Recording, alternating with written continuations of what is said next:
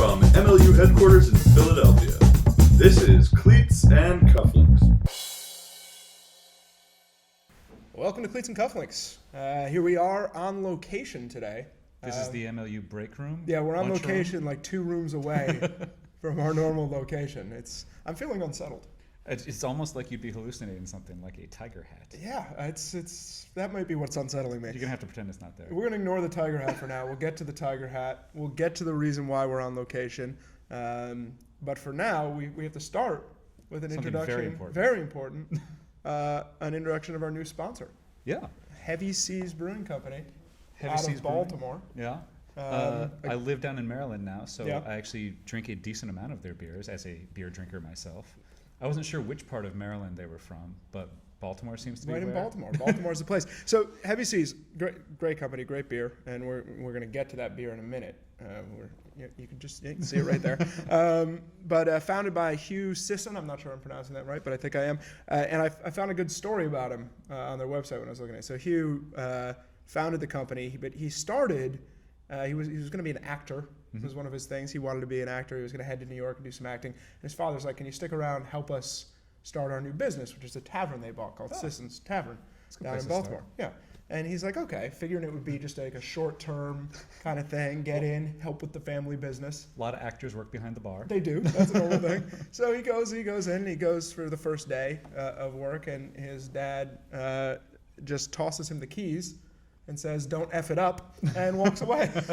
And now he owns a bar. Is this related to the Heavy Seas name? Or just toss you in at the yeah, at the maybe deep that's end? it. Just you go right into the Heavy Seas, learn to swim.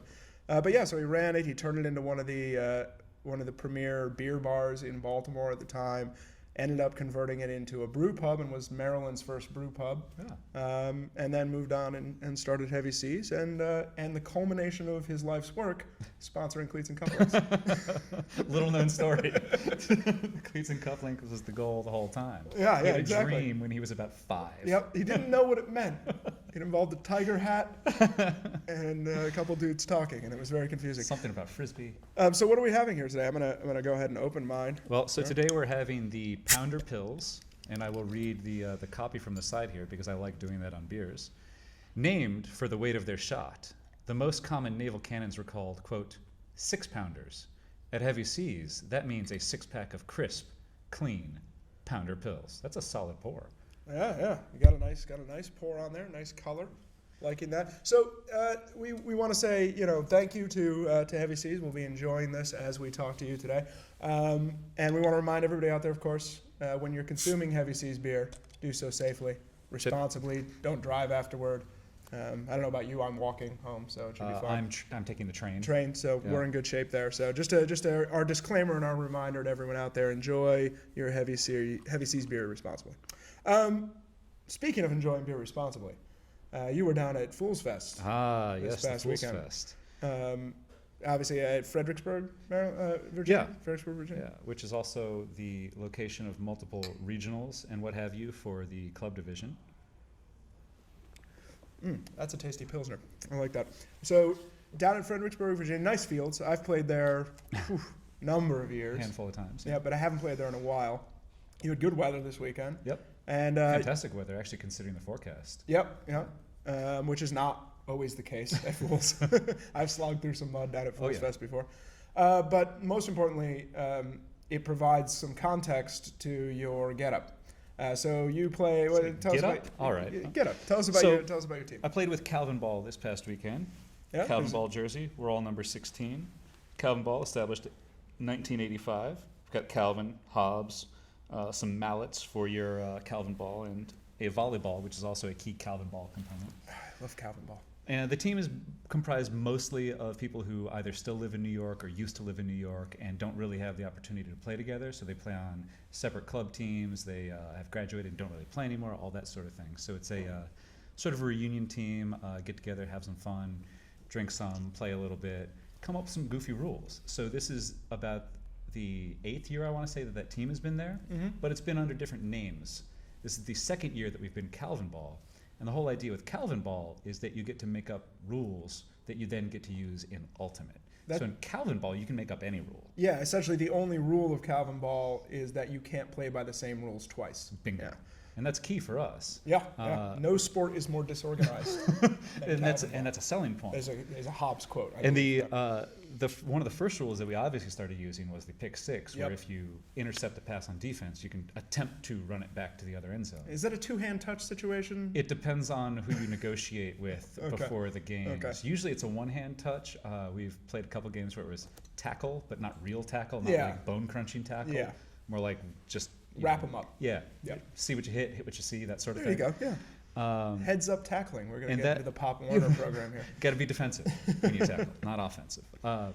And the key there was that by introducing this notion of introducing rules, we're not just paying homage to Calvin Ball, but we're also paying homage to part of Ultimate's history, the Captain's Clause. And this is a thing that I knew nothing about, by the way. I want to preface things. Now, again, we don't leave you in charge of rules at the end of the year. And I will also admit this. Like I played Ultimate at various levels for a lot of years, and I never read the rules, which made me a very bad referee. And you're your own referee, which is an interesting place to put everyone in. And I'm the sort of person who, before I turn on a TV, I'll read the rule book that comes with the TV and see how many languages I can understand it in. If instructions came with matchbooks or screwdrivers, I would read those too, just to see how they differ. Yeah. So as soon as I started playing Ultimate, I read the rules over and over and over again. I have read them since. Yes, I want to clarify. but I've read the them time, now, but at the time, no.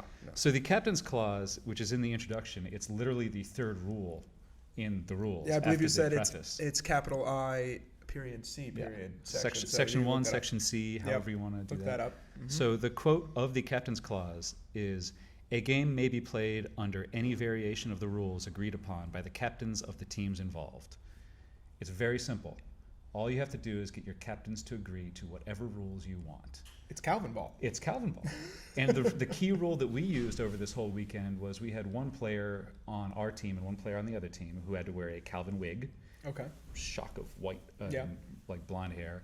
Calvin mask, which does actually restrict your vision a little bit. We found out slowly. And is an important part of the original Calvin Ball. Yes. That was the one consistency in that game, was they always had the black eye masks on. Yep. And we all decided to have hats instead of masks. I see that. Made by Let's one of talk my about teammates. this hat for just a moment. This hat needs It was crocheted dialogue. by a teammate of ours. We got up to about 20 or 25 of them. I'm not sure everyone got a hat, but just about everybody got a hat. And the best thing about them was that we were easy to find anywhere in the tournament because we were all wearing tiger hats. Yeah. So just look for the tiger hats. Yeah. And I got to tell you, playing in them was fantastic. The ear flaps are excellent ear warmth in subpar weather. The top is very thick, very warm, but it also breathes a little bit. Well, the crochet, you got exactly. nice separation. It's a wonderful hat. This is my new house hat. And what is it? Who made these hats for you? Ann Silver, one of my teammates. It's phenomenal. I believe she plays on Bent, the New York women's team. Also an NYU alum, which is one of the ways that a bunch of us showed up on this team to begin with. Fantastic hat. I love it. So the rules were... Yeah. We had one player who had the Calvin thing, the mask, on both teams, and you also had to have a beverage with a Calvin tiger striped cozy, coolie, whatever those are. I think I go so koozie. You had to play one-handed. Yeah. And if you dropped your thing, you then had to carry it with two hands because obviously you weren't to be trusted. I like so that. there were a couple situations where you had people drop them and then had to do it the rest of the way. But if you caught a score one-handed while being Calvin, you got 2 points. So, this made all of our games shorter. Which was fantastic. Because to get to 15 points by twos is 8 scores. Yep. To get there by ones is 15. It's a much longer time. Much longer. And much more of an investment. And just to change the way the game is played a little bit, it's a lot of fun to do for Fool's Fest, but we quickly found out that if you tried to do this in any serious competitive way, it would totally ruin the game. Yeah, the two-pointer is not a reasonable thing to have. Because then every time you score a two-pointer on offense, you're essentially getting one hold and one break. And if you score a two-pointer on defense, you're essentially getting 2 breaks. So a team that will do anything other than force-feed their 2-point scoring players is kind of at a disadvantage. So the way that you would try to do this in an actual Ultimate game, you'd have a 2-point line or a 2-point area or something like that. It would just shift the focus so much that I don't think a 2-point rule or a run-back rule, for that matter, are appropriate for like competitive Ultimate. But a Captain's Clause lets you explore all of those varieties. So all of the other teams also had rules that they brought to all of these games this year at Fools Fest, which is one of the fantastic things that we did, because you had to talk to your opponents beforehand.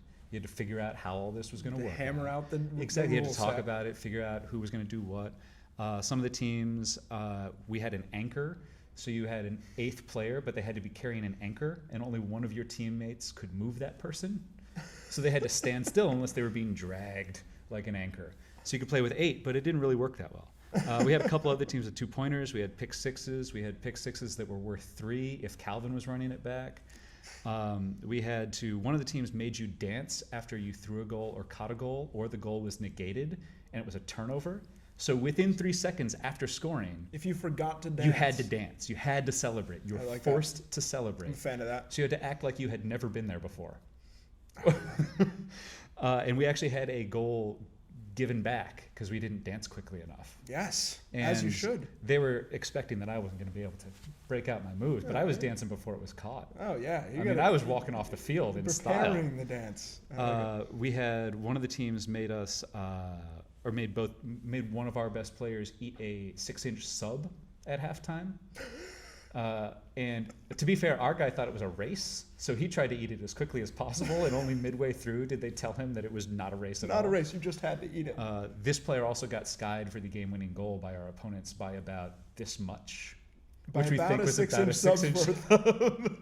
It was a 17-16 loss to another podcast, the Sin the Fields crew. You lost to We the lost Sin the to 'em, Fields yeah. crew. It was a fantastic game though. 17-16. Sin the Fields 1, Cleats and Cufflinks 2-pointers. 0. Yeah, we're gonna have to We're gonna need come a up rematch against of it. that, I could have yeah. used a couple more, MLU players, but we played against the MLU-ish team. Later on, they were weekend at Bernie's, so they dressed the somebody office up. team. Yeah. So they dressed somebody up on the opposing team as Bernie. So you got to choose a sport coat, you got a white shock of hair, and when you marked, you had to do the Bernie. Yeah.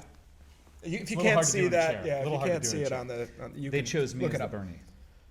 So we set up a specific enjoyed that. defense where I had to mark all of the time doing the Bernie. Their Bernie apparently was just asleep on the sideline, so he didn't have to do the Bernie. Because he was literally being Right. Bernie.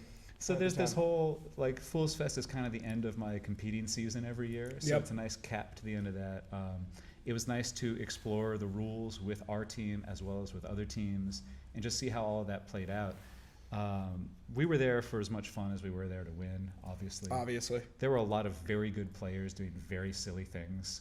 That's over what it's the course about. of this weekend. It's a fun tournament. There That's were also, that's a yeah, good thing. and there were also a lot of really good players doing a lot of really awesome things over the course of this weekend. I Throwing love it. 2-pointers, throwing 3-pointers, coming back from serious deficits by the strength of the 2-pointer. It was great. It was a great It's a good time. And the interesting thing about it is this captain's clause thing too, because you don't see that put into use very often. But if you take that as it's written, and you've brought this up before, if you take that as it's written, essentially you could say, let's have an ultimate game, and then play pretty much whatever game you wanted. Not even pretty much, just literally Just any game literally you any want. game you wanted. You could play Golf. anything. As long as both captains agree that that's the terms under which you're competing, Precisely. you could play anything. So in the end, every game is ultimate. Or ultimate is every game. Indeed. I'm not sure which one is more accurate or useful, but the way the rules are written for the USAU, everything is ultimate. And I like Everything is that ultimate. idea. Yeah. And I like the idea that you can change the game to suit what it is you and your opponent want. We actually didn't reduce the stall count in any of our games, but that was something we talked about a lot, like reducing the stall count down To to 3? 6 instead of 10. Oh, well, yes, but That would have been not fun. everyone could agree to 3 or so. I would love to try that sometime. I would like a really fast stall count. I think that'd be a lot of The fun. 10-second stall count in actuality is forever. Yeah, yeah. Players who get worried when they have a 10-second stall count are players not to be trusted. But that's me. That's you. That's you. All right. Well, yeah. I mean, I'd love to hear from people out there if you have like other interesting rules we should experiment with. I think the office pickup games are going to have to start up again soon. So we'll do. Am I going to get an invite to those this year? Oh even though yeah, I don't you're work in. in the office No, all you're the time? in now. Captain's clause will be in effect for office pickups games, and mostly we'll just be playing darts because it involves less running. Oh, that's too bad. Well, anyway, so we just heard a loud noise in the background, and it reminded me that we're on location today. We're in a single camera shoot. out in the kind of break room, conference room area, the coffee area, as you can see behind us. I spent some time over there. It's an important area. A lot of productive work gets done there. We're here because the production crew is pretty hard at work. They're getting ready. We have a season coming up, it turns out, in like a day. Well, and change. So let's talk about the weekend that we have ahead of us. So I'm gonna lay it out really briefly. So on Saturday, a lot of games on Saturday. Maybe 4 games. You got Boston down at DC. Yep. We're starting the entire season with Philly at New York, which is why we're drinking out of our Philly and New York pint glasses, available in the MLU shop, for those who need a good receptacle for their heavy C's. Then we have on the West Coast, Vancouver headed all the way down to San Francisco. Their new coach bringing his team down there to try his hand against the new staff down in San Francisco. It's going to be a lot of people who are brand new to the MLU game getting involved. A lot of good players who've been around, though, and know what's up. And then we're going to have Seattle going to Portland for a rematch of that Western Conference Championship game. Yeah. Again, in Portland. Very excited to see how that plays out. Yep. And then we go to Sunday, and we have the game that you were talking about being most interested in, mainly because of its context. We have Boston coming to play Philly in what will be the second game for both teams of the weekend. Yeah, so Boston plays 2 games on the weekend. Philadelphia plays 2 games on the weekend. And I'm not sure we've seen 2 teams play against each other on the second game of their respective 2-game weekends.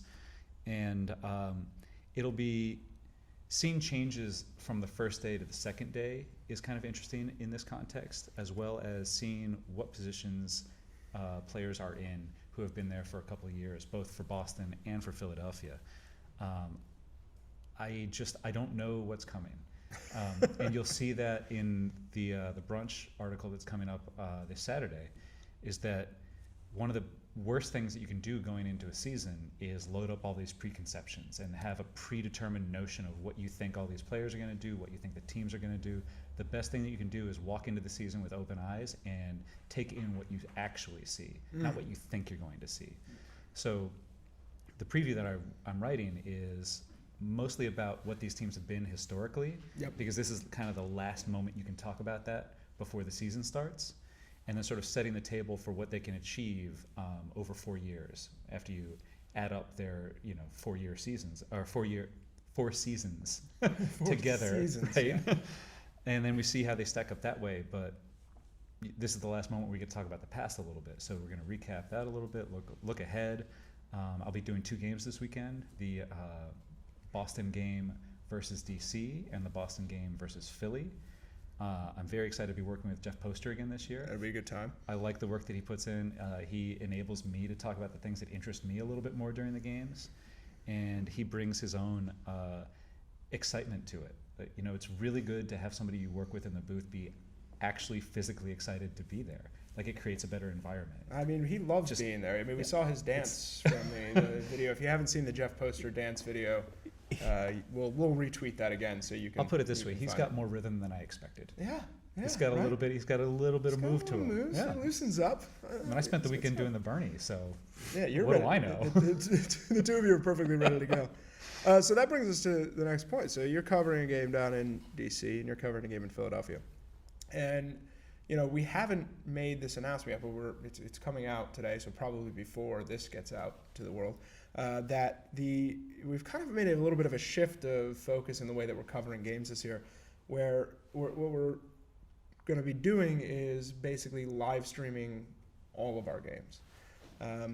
And over the past several years, we've live streamed half the games, a third to half of the games, right. Depending on what kind of strategy or approach we were taking. And often the reason for that was we were investing a lot of budget and energy and personnel into the kind of broadcast style game. And we've seen this actually over the last however many years in Ultimate. There's been kind of an arms race over who can get this kind of broadcast look, who can mimic the kind of thing that we see on TV with the games. And that's been great. We've seen a lot of great experimentation with camera angles and commentary and graphics and say, replay. It's in part the reason I'm here. Exactly. and that's actually, I think, been really good for the game and has been really interesting in terms of showing the sport and showing how it can look. However, that's often been done at the expense of coverage, meaning the investment in putting 3 cameras on one field has left another 2 fields without any cameras. So often we see that we're, while we may be delivering one cool product, we're missing games. And the thing that we came to the conclusion this year from looking at our numbers, how many people are watching different things, talking to fans, talking to players, talking to staff, is that the priority is a little bit off. The main priority, if you're a company based around a live sports product, is delivering that product live. Keyword. Not product, not sports. Live. So we reprioritized a little bit, and so this year we'll be live streaming all of our games. Now, I want to put a caveat on that. This is new technology that we're using. It's a whole new setup we're using, and we're relying on connectivity at stadiums that is sometimes less than reliable. Right. So there will be times when we'll have some difficulties. There will be some streaming issues. I'm sure we all know that that's what happened. It happens to everybody. Even the NBC Sports, when I watch my Premier League now and then, has glitches and stuff, and they spend a lot of money on it. But in terms of our levels of priority 1 is that live delivery of the game. And, we'll still have announcers on all the games. We'll still have graphics. We'll still have all the basic stuff. But we're talking a single camera shoot, live coverage of the game.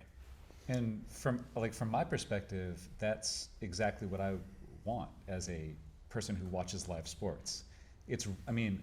I know I'm obsessive about sports, and I will go back and watch games that I've seen before, and I'll go back and check out things that I'm looking for cues and offenses or defenses or whatever.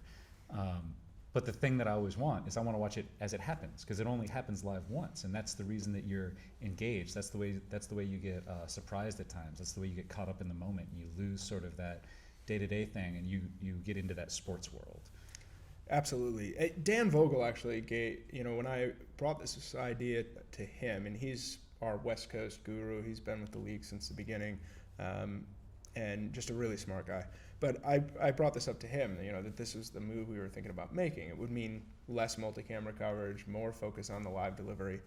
And he said something that I thought was great. He said, I've watched some of the most dramatic moments in the MLU history play out on Twitter, which is a lot lower fidelity than a single camera. Yes.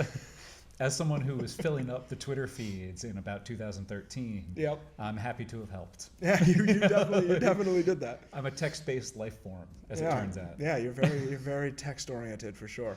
Emojis, what's that? Come on, really? Don't tell Don't tell the whole world. Don't tell the whole world. Right. But yeah, I think that the shift is going to be good. I think that fans are going to really like it, and it's going to do a couple other things for us too, right? By streaming all the games live, we're streaming them back here to the main office and then back out to the world, all live, right? Cycling them through. We'll have statisticians not only in the field but also in the office. So we'll have more accurate stat keeping, which means better fantasy ultimate, better box scores that are updating live to keep track of, a lot better experience there.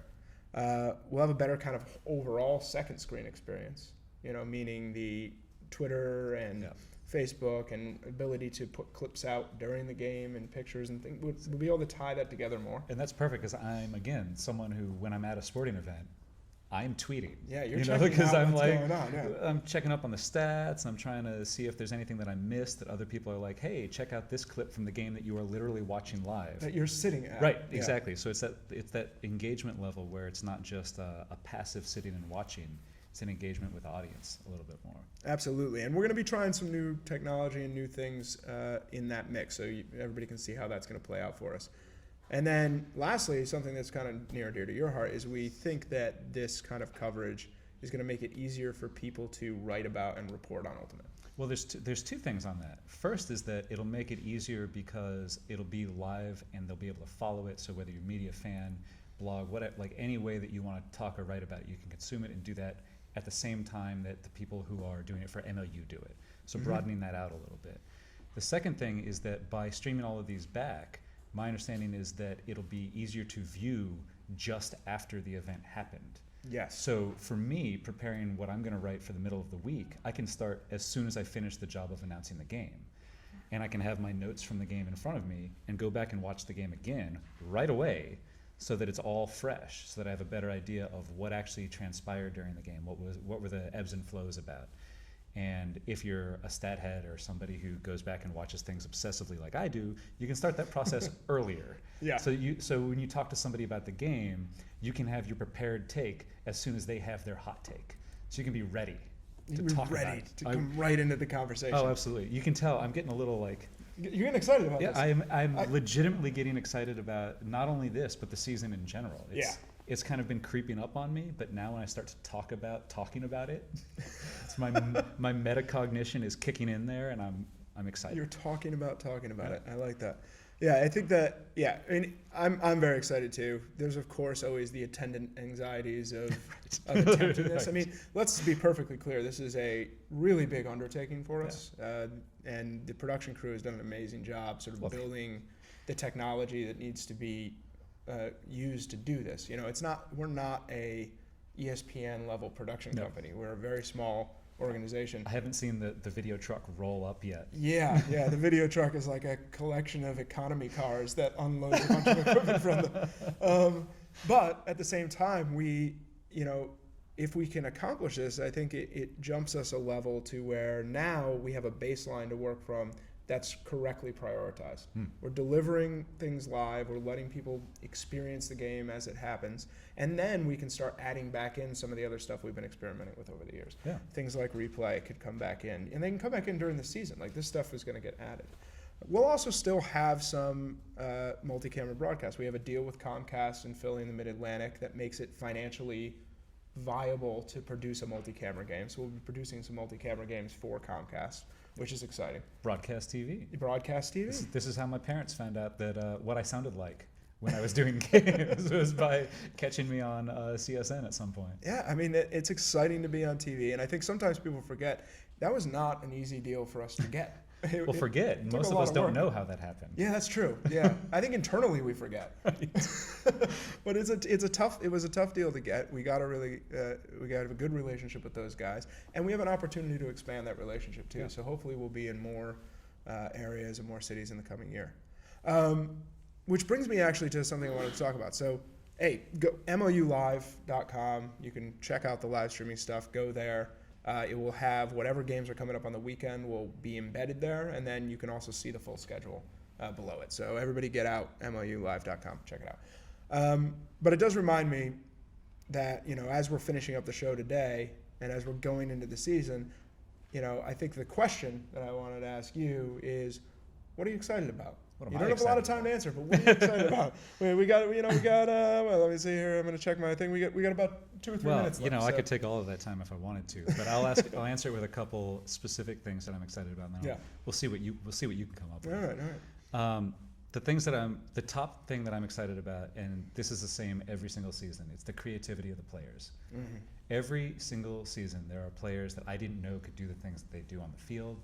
There are players who show up in spaces where they're not really supposed to be based on their strategy or whatever, doing the right thing anyway. And there are throws that you didn't really expect. There are cuts that don't make any sense. There's defensive plays that come out of nowhere.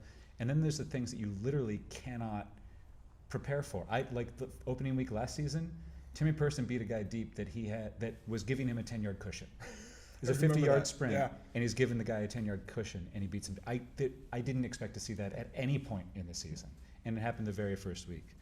The second thing is just the divergence of coaching strategies and the different sort of tactics in-game and out-of-game that the different coaching staffs use. I think we're seeing more and more divergence as the seasons have gone along, as we've gotten away a little bit from what we brought to the MLU, right? And people are starting to build things specifically in the MLU. So divergence of strategies, creativity of players, and being surprised. Every time that I'm surprised during an MLU broadcast, that's why I'm there. Like, that's the whole, like, the moment where I'm searching and fumbling for words, that's the moment, like, that's the whole reason that it's there. That's the whole reason that I enjoy doing it. because I'm not often at a loss for words. No, that does not come up with any kind of regularity. So what are you excited about? It's interesting. So obviously, you get excited for seeing the game on the field. You know, I'm going down to DC this weekend to catch that game, and I'll be back up here in Philly afterward. That's always exciting. I'm excited to see the live streams work and watch more of the West Coast games, because I have trouble watching tape delayed games. I'm not as good at it, but I will watch those West Coast games, which is exciting. But really, I think if I were to take the kind of more business, the more Cufflinks perspective, one of the things I'm really excited about is the way the organization has developed over this past offseason, and the fact that once we hit sort of game one of the season, the work that goes into the season had better be done. Yes. Which means that on Monday morning, I get to start thinking about 2017, which is really kind of cool in a way, right? And it's different than it's been in the past. We've been more subsistence based in a lot of ways, but now we have we have great staff in place. We have good staff on the ground with these teams, and it frees us up to start thinking about things further and further out. And the more you can do that, the more we can plan for where we want to take not just the MLU, but kind of the financial direction of the sport, and how we can incorporate these sponsors and these other partners and broadcast deals and all this stuff that we can work on that has very long time frames. You want to close a big sponsorship deal, that's a year. It's 2 years. You want to close a broadcast deal, it's years. And so you have to be working on those well in advance. And having the kind of stability we have now and having the kind of staff and people we have, I'm really excited. And it seems weird to be excited about 2017 and 2018, but I am. I'm excited about that That's stuff. where it all builds to, though. I mean, that's sort of the arc that we're working on here, and the fact that been able to prove that Ultimate can attract sponsors and can get involvement not only from sponsors but from communities and engagement and all of that. Like, now we're at the point where we've shown that we can do that a little bit. Yep. Where does that go next? Where does that lead us? That's an exciting thing to find out, isn't it? Yes, all right. Hopefully. Well, we're out of time today. Thank you all for joining us. You can, of course, reach out to us on Twitter at Nic Darling. It's NIC Darling. At DustTweetR, DUSTWEETR. Or, of course, at Cleats Cufflinks. And, we'll be back again next week, hopefully with some resounding stories of Dusty being surprised by great plays on the weekend, and maybe a little less Tiger Hat. This is maybe. This is a nice, clean Pilsner. I recommend it. It's fruity. It's balanced. Yes. And aside from that, shout out to Calvin Ball. Shout out to Ann Silver for the hat. Amazing. This is fantastic. Amazing. I'm going to wear hat. this as many days as I can. So get out to some games this weekend. Get tickets if you're in one of the cities. If you're not, tune in to MLU Live, and we'll see you next time on Cleats and Cufflinks.